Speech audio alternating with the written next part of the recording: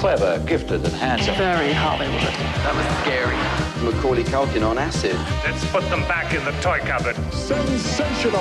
People of all walks of life, disturbingly convincing. Lust is extremely important. There's a lot of excitement there. Was very, very angry. Gratuitously and sadistically violent videos. Idiots. Yeah, I wanted to meet him for years. Highly Renault Foxpads. No. Clive James. He was monstrous. I'll never believe what happened to me. Get off my back.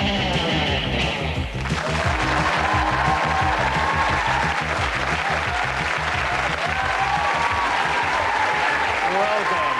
And as the Tory party leadership election approaches and John Major receives more than 300 promises of support, almost all of them from Jeffrey Archer, here are tonight's news headlines. Man who may have lost everything in a moment of madness meets Hugh Grant. Tory dream ticket, how can they lose? Rock star admires reflection in mirror. Michael Jackson spotted on Sunset Boulevard. And coming up in tonight's show, as Mr. John Redwood announces that when he is Prime Minister, he will screen all potential cabinet ministers for sleaze, Mr. Norman Lamont tells us, I'm voting for Major.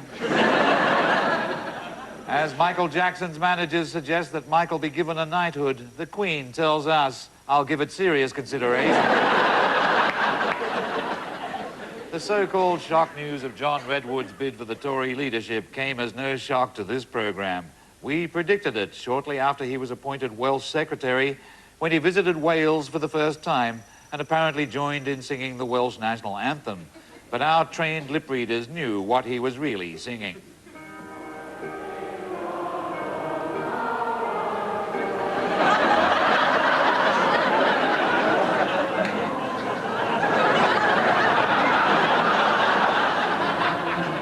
During this extraordinary week in British politics, with shattering events rocking the country, Prime Minister John Major knew where he had to be, the French Riviera. But even there, he was unable to escape the massive grassroots support which will confirm him in office with a huge vote of confidence. Holiday-making British crowds fought to catch a glimpse of him. On the promenade, barriers were erected to keep the over-enthusiastic admirers under control. Thanks for all the good work you've done. Thanks, Lou. Enjoying your holiday. Yeah, we know the pressure you're under. Mr. Major later said, with mass support like this, how can I lose?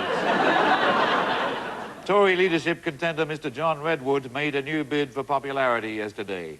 He visited one of Britain's few remaining hospitals. Hello, good morning. He told a patient he understood what the hospital was doing for her, but what was she doing for the hospital? If she was well enough to sit up, shouldn't she be up on the roof mending the tiles? One of the hospital staff commented, the sooner that one's under sedation, the better. President Clinton gave a press conference in Washington today to announce that he was reluctantly dispensing with the services of his latest research assistant, Betty Lou Cottonbud. Unfortunately, we've lost the sound on the videotape of his announcement, but we have the transcript. President Clinton said Betty Lou was an invaluable assistant, a fine human being, and for the physical stress of her job, her personality was well developed and fully rounded. Each one of them was as big as a watermelon, and she could bounce them up and down on her laptop. She could point them both at the ceiling or one at the trash can. But wait till I tell you about her really great trick. She could make them swing independently. I can't understand why Hillary wanted to get rid of her. And now, telepathy. Throughout history, people have kept pets, but they've never been sure what their pets are thinking. Does your cat really like cat food? Does your cat really like you? Now, in the age of television, a gifted human being has emerged who can actually read the minds of animals. Her name is Penelope Smith, and she has a video to demonstrate her powers. Penelope Smith has spent much of her life refining her ability to communicate with animals telepathically. Penelope was asked to help this woman and her dog Trapper. He is extremely sensitive to raised voices, will not allow anyone to pick him up, and has several health problems that are being treated with drugs. Interesting. He says that he was thrown out of the back of a truck. And he shows me a picture of, it's a pickup truck, open. He jumps in, he's thrown out. He jumps back in, he's thrown out. He says, I like you. You're very sweet. He says he feels a lot better. Just having talked about it. That's good. When the dog finished investigating its own derriere, it told Penelope to get a new hairstyle and a baseball cap. Thus transformed, she interviewed a horse. You can talk to me. It's okay. I want you to talk to Penelope. That's why we're here. He says he has fun with you, but he says he doesn't know what he wants to do. He gets confused. He doesn't want to retire. No? No. Does he still want to show, do you think? Oh, that's what I kind of wonder. Let me picture that Okay. for him. He's still a little nervous. Let me see if he'll... You know, you focus can wait. The horse also told Penelope that the long hair and the baseball cap were a mistake, and if she wanted to be taken seriously as an animal telepath, she should ditch those glasses and get a severe new hairstyle.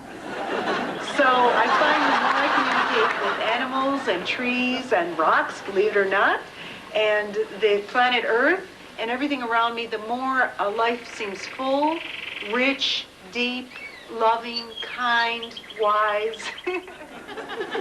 I'm communicating with this rock now. I'm asking it, what did you think of Penelope's video? So did I.